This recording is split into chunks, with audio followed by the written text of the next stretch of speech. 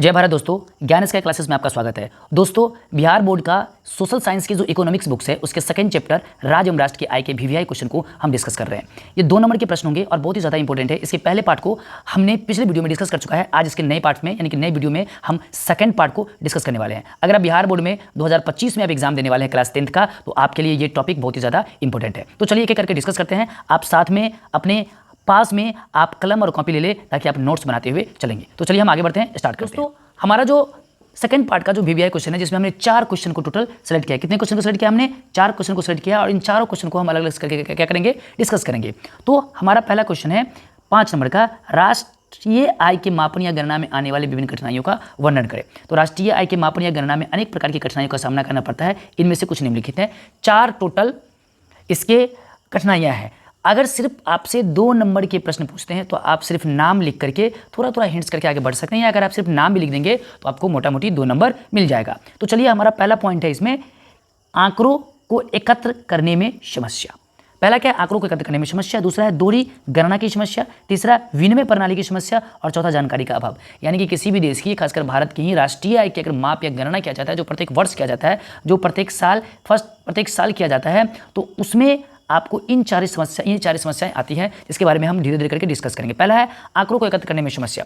राष्ट्रीय आय की गणना में सही और सटीक आंकड़ों को एकत्र करना एक आम समस्या है। गणना के समय जो भी आंकड़े एकत्र किए जाते हैं वो विश्वसनीय नहीं होते। होता क्या है कि जो भी गणना के समय जो भी आंकड़े एकत्र करने उस पर विश्वास करना कठिन है, क्योंकि जब आप किसी 1 to 1 जाकर के आप किसी लोगों से क्या करते हैं, मिलते हैं ना, तो वो जो आपको आंकड़े देते हैं वो सटीक नहीं होता है, या फिर जो एजेंसीज के द्वारा जो भी आंकड़े एकत्र करवाए जाते हैं वो भी विश्वसनीय नहीं होता है। तो पहला तो ये होगा कि हमारे पास आंकड़ा ही अगर सही नहीं आएगा तो फिर हम सही तरीके से क्या कर सकते हैं, किसी भी देश की राष्ट्रीय आय की गणना करने में हमें क्या आएगी, समस्या का सामना हमें करना पड़ेगा।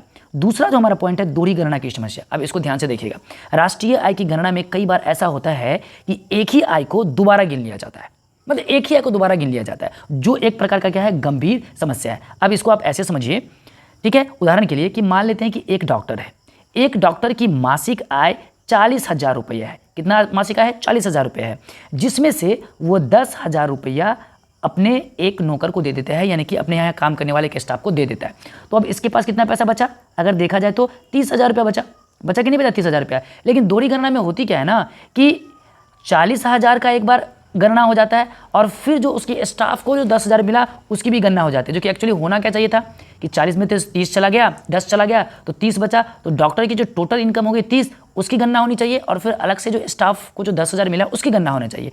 तो एक ही चीज़ को 2 बार गणना कर लिया जाता है। ये एक बहुत ही बड़ी समस्या है जिसको बोलते हैं दोहरी गणना की समस्या। तीसरा हो गया विनिमय प्रणाली की समस्या, एक्सचेंज की समस्या। ये क्या है, इसको समझते हैं।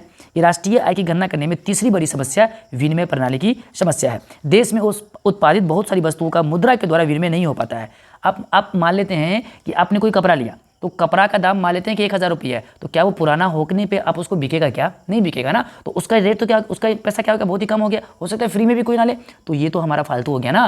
तो इस तरह से कहा जाता है कि बहुत सारे ऐसी वस्तुएं हैं जिनको एक बार परचेज करने के बाद उनकी कीमत बहुत ही कम हो जाती है, एक्सचेंज करने में प्रॉब्लम होती है। तो ये भी होता है, यानी कि वो चीज़ें हम उसमें गिन तो लेते हैं लेकिन एक्सचेंज वैल्यू में वो नहीं आ पाती है। तो ये होगी विनिमय प्रणाली की समस्या। अगली जो जानकारी है हमारे पास, यानी कि अगली जो समस्या है वो जानकारी का अभाव। ये भी एक बहुत बड़ी क्या है, समस्या है दोस्तों। राष्ट्रीय आय की गणना करने में अन्य बहुत सारी कठिनाइयों का भी सामना करना पड़ता है, जैसे मूल्य तल में परिवर्तन। आपने किसी और रेट में लिया या कंपनी ने किसी और रेट में प्रोडक्शन किया और उसका रेट घट गया, या फिर किसी वजह से क्या हो गया, बढ़ गया, वो भी कठिनाई है। और शिक्षा के कारण भी बहुत सारी जानकारी सरकार तक नहीं पहुंच पाती। अंधविश्वास, अशुद्ध मतलब उसमें जो मिलावट होती है वो, उसके कारण भी रेट बढ़ जाता है। तो एक्चुअल रेट तो नहीं हुआ ना, वो एक्चुअल राष्ट्रीय में गणना होगा ही नहीं। अगर किसी ने उसमें मिलावट करके टैक्स चोरी कर लिया तो उसमें तो उसको देश को तो फायदा होने वाला ही नहीं है। दूसरा दोषपूर्ण आंकड़ा, जो शुरुआती दौर में हमने जो बताया है कि आंकड़ों को एकत्र करने में जो समस्या आती है वो। कुल मिलाकर के ये चारों समस्याएं होती हैं जो राष्ट्रीय आय के मापन या गणना में एक आने वाली बहुत बड़ी क्या है, समस्या है। चलिए अब इसके हम अगले प्रश्न की ओर बढ़ते हैं। अगला हमारा है कि प्रति व्यक्ति आय क्या है, पर कैपिटल इनकम इसको बोलते हैं। हमने पहले वाले वीडियो में भी इसको हमने डिस्कस किया है। वास्तविक राष्ट्रीय आय में देश की कुल जनसंख्या से भाग देने पर प्रति व्यक्ति आय प्राप्त होता है। यानी कि पूरे देश में प्रति वास्तविक राष्ट्रीय आय जो प्राप्त होता है उसमें कुल जनसंख्या से भाग देने पर प्रति व्यक्ति आय निकल करके आ जाती है। अभी भारत की प्रति व्यक्ति आय ऑन एन एवरेज 1,20,000 के आसपास होगा, जो पिछले 2-4 साल में थोड़ा सा बढ़ा है।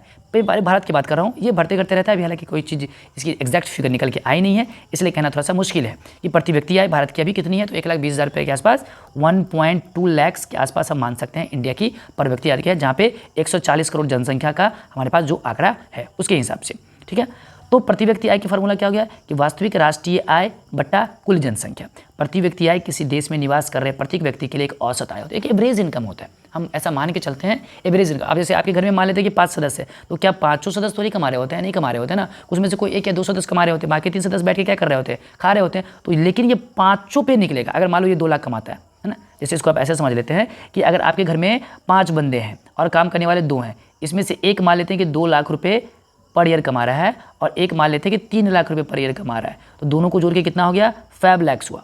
अब 5 लाख हुआ और टोटल जनसंख्या कितनी है, 5, इसको हम 5 से डिवाइड कर दिए तो बचा कितना, 1 लाख रुपीज़। ये जो 1 लाख रुपीज़ हुआ ये एवरेज प्रति व्यक्ति आय हुआ। मैंने एक मोटा मोटी आपको एक एग्जाम्पल दिया है। तो ये होगा हमारा प्रति व्यक्ति आय। दोस्तों मैं आपको बता दूं ये बहुत ही ज़्यादा इंपॉर्टेंट बीवीआई प्रश्न है, 2 नंबर के मार्क्स में पूछे जाएंगे। चैप्टर 2 राष्ट्र एवं राष्ट्र की आय, क्लास 10 2025 में अगर बोर्ड एग्जाम देने वाले हैं तो बहुत ही ज़्यादा इंपॉर्टेंट है। चैनल पर नए हैं तो प्लीज़ सब्सक्राइब कर ले ताकि इस तरह के नोट्स और इस तरह की कंसेप्चुअल वीडियो आपको मिलता रहे। चलिए आगे बढ़ते हैं। अगला प्रश्न है हमारा, प्रति व्यक्ति और राष्ट्रीय आय में क्या अंतर। दोस्तों मैं तो एक ही बार वीवीआई लिखा हूं ना, इसको आप 4 बार वीवीआई लिख लो, बहुत ही ज़्यादा इंपॉर्टेंट है ये प्रश्न। प्रति व्यक्ति आय और राष्ट्रीय आय में अंतर स्पष्ट करें। 2 नंबर के क्वेश्चन में पूछे जाते हैं। अगर 2 नंबर में पूछता है तो आप आराम से 2 का ही जवाब देंगे, 4 नंबर में पूछता है तो आप कमेंट करेंगे तो मैं 4 नंबर या 5 नंबर के लिए भी मैं आपको बना करके दे दूंगा। प्रति व्यक्ति आय में सेम हमारा यहाँ पर डिफिनेशन हो जाएगा, ये वास्तविक राष्ट्रीय आय में देश की कुल जनसंख्या से भाग देने पर प्रति व्यक्ति आय प्राप्त हो जाती है, जिसको हमने पीछे भी समझा है। अगला इसका है कि किसी वर्ष में किसी देश में अर्जित की गई आय की कुल मात्रा को उस देश की राष्ट्रीय आय कहते हैं। इसको भी हम पिछले वीडियो में समझा चुके हैं, आप इसके फर्स्ट पार्ट को जाकर के देख लीजिएगा चैप्टर नंबर 2 में। अगला जो बी हमारा है कि प्रति व्यक्ति आय राष्ट्रीय आय का एक भाग होता है। प्रति व्यक्ति क्या होता है, राष्ट्रीय, क्योंकि जब तक राष्ट्रीय आय प्राप्त नहीं होगा और उसमें कुल जनसंख्या से भाग नहीं देंगे तो हमको प्रति व्यक्ति आय तो प्राप्त ही नहीं होगा। तो प्रति व्यक्ति आय राष्ट्रीय आय का एक भाग होता है, क्योंकि राष्ट्रीय आय पूरे देश के घरेलू आय का योग है। और राष्ट्रीय क्या है कि पूरे देश में जो भी जिस भी सोर्स से देश को पैसा आता है, मूल्यह्रास होती है उसकी वजह से, इस पर भी मैं वीडियो बना चुका हूँ, आप जाकर के पीछे वाले में देख लीजिएगा। तो ये हो गया हमारा प्रति व्यक्ति आय और राष्ट्रीय आय में अंतर। अगला जो हमारा महत्वपूर्ण प्रश्न है, बहुत ही ज़्यादा ये भी वीवीआई प्रश्न है कि क्या प्रति व्यक्ति आय में वृद्धि राष्ट्रीय आय को प्रभावित करती है, क्यों नहीं करेगी। अगर देखा जाए तो दोनों एक दूसरे पर डिपेंडेंट है। अगर राष्ट्रीय आय में बढ़ोतरी हो रही है, जनसंख्या में ज़्यादा बढ़ोतरी नहीं हो रही है, तो निश्चित ही प्रति व्यक्ति आय में बढ़ोतरी होगी। और इसका अपोजिट भी कर सकते हैं कि अगर प्रति व्यक्ति आय में बढ़ोतरी हो, डेट मीन्स कि राष्ट्रीय आय प्रभावित हो रही है, कि राष्ट्रीय आय में भी क्या हो रही है, वृद्धि हो रही है। क्यों, क्योंकि जब प्रति व्यक्ति आय इनकम बढ़ेगी तो हम क्या करेंगे, अधिक से अधिक परचेजिंग करेंगे, और अधिक से अधिक जब परचेजिंग करेंगे तो हम वो पैसा कहीं ना कहीं राष्ट्रीय आय को क्या करेगा, बढ़ाएगा। तो हमको देख लेते हैं क्या बोल रहा है ये।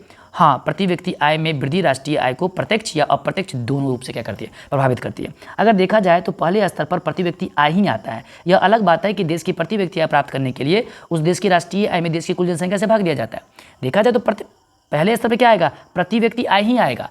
लेकिन अलग बात है कि देश की प्रति व्यक्ति आय प्राप्त करने के लिए हमको उस देश की राष्ट्रीय आय में देश की कुल जनसंख्या से क्या किया जाता है, भाग देना होता है। लेकिन प्रति व्यक्ति आय को ही सबसे अधिक महत्व दिया जाता है। और कहा भी जाता है क्योंकि प्रत्येक आदमी को हमें देखना है, और जब तक देश का प्रति व्यक्ति आय इंक्रीज नहीं होगा, हम राष्ट्रीय आय या विकसित भारत की कल्पना नहीं कर सकते।